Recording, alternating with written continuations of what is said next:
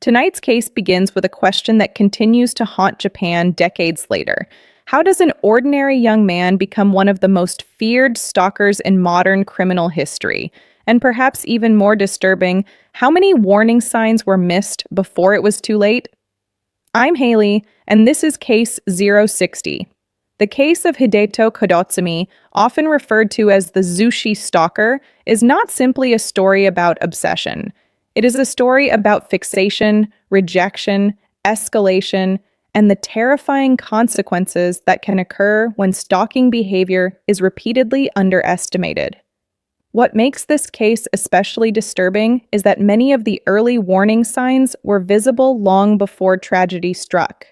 Friends noticed unusual behavior. The victim expressed concerns. Authorities received reports. Yet the harassment continued. And with each passing month, the obsession appeared to grow stronger.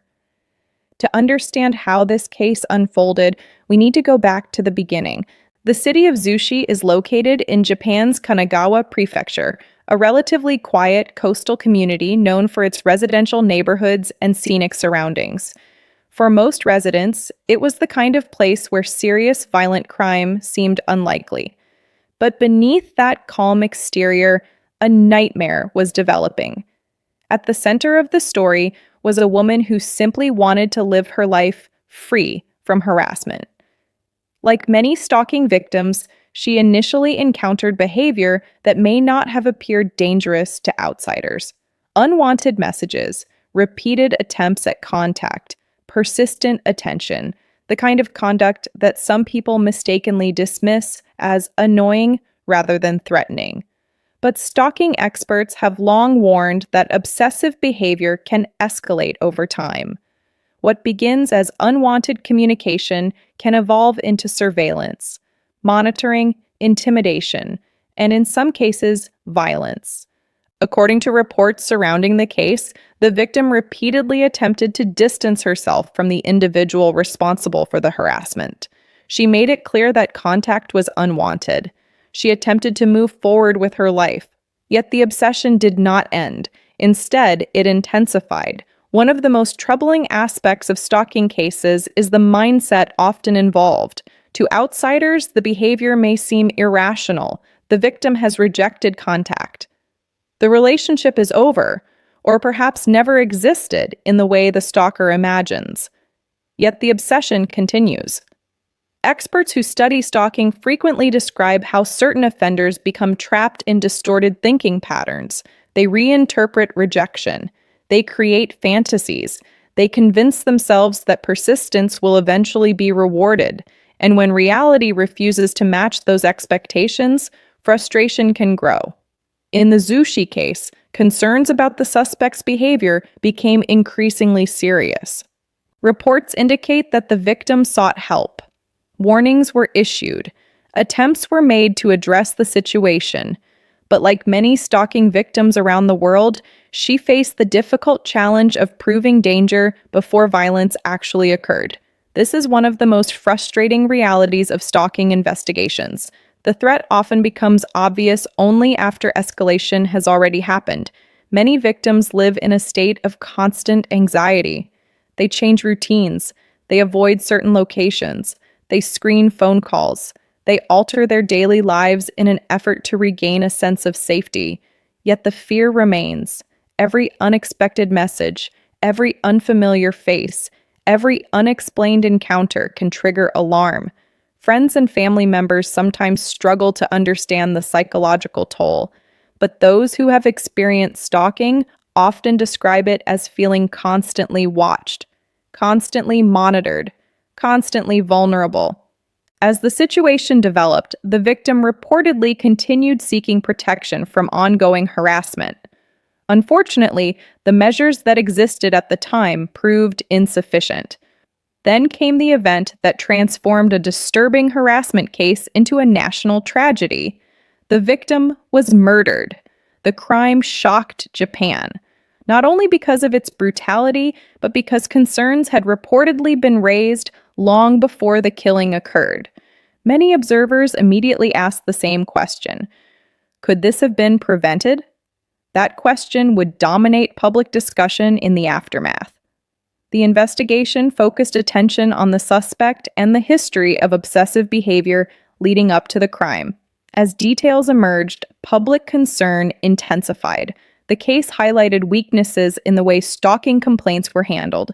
Critics argued that warning signs had been underestimated.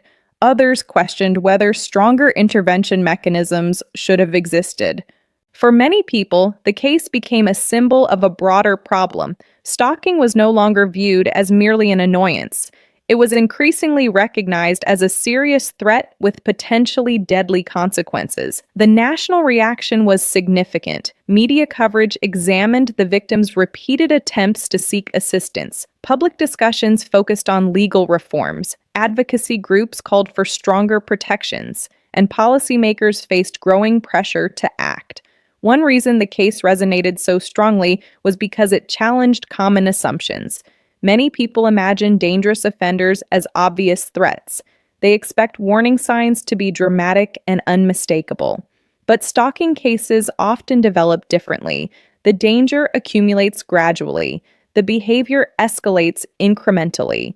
Each individual incident may appear minor when viewed in isolation, yet together they form a pattern that can become increasingly dangerous.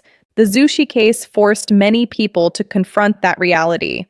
Experts emphasize that repeated unwanted contact should never be dismissed. Threats should be taken seriously. Victims should be heard. Patterns should be recognized early. Those lessons continue influencing discussions about stalking prevention today. Another disturbing element involves the psychological impact left behind. Cases like this affect far more than immediate family members. Entire communities can feel shaken. Residents begin questioning assumptions about safety. Friends wonder whether different decisions might have changed the outcome. And society is left grappling with uncomfortable questions about prevention. The victim's story became a powerful reminder that stalking is not merely a private dispute. It is a public safety issue, one capable of producing devastating consequences. In the years following the crime, the case continued influencing conversations about victim protection in Japan.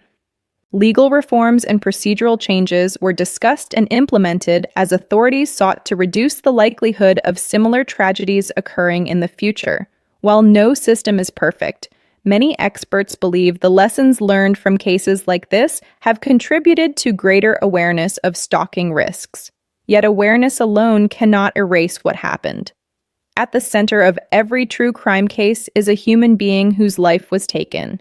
A person with dreams, relationships, plans for the future, and those realities should never be forgotten amid discussions about investigations and legal reforms. That's what makes the Zushi Stalker case so unsettling. It's not only a story about obsession, it's a story about missed opportunities, a story about warning signs, a story about how persistent harassment can evolve into something far more dangerous, and perhaps most importantly, it's a reminder of why stalking complaints deserve serious attention from the very beginning. Because when warning signs are ignored, the consequences can be irreversible. Today, the case remains one of Japan's most disturbing examples of stalking-related violence. Its legacy continues to influence conversations about victim safety, law enforcement responses, and the importance of recognizing dangerous patterns before they escalate. For many people, the most haunting part isn't what happened at the end.